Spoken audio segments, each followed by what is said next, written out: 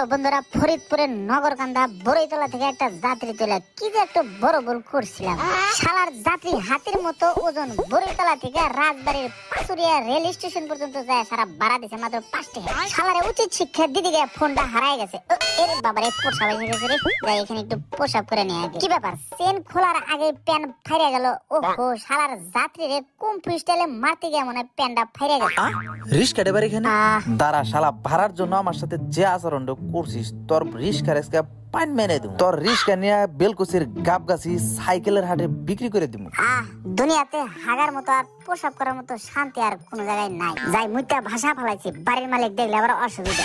রিস্কা কি গেল রে? রিস্কাতে মাত্র রাইখে পোশাক করতে হয়েছে। হাই হাই রে সর্বনাশ। এ ছোট ভাই, এখানে রিস্কা রেখে পোশাক করতে গেছিলাম, তুমি দেখছো? না না। হাই হাই রে, কে আমার রিস্কাটা নিয়ে গেল? আমার তো কোনো শত্রু নাই। ওয়া ওয়া ওয়া। হাই হাই রে, আমার কি সর্বনাশ হয়ে গেল রে।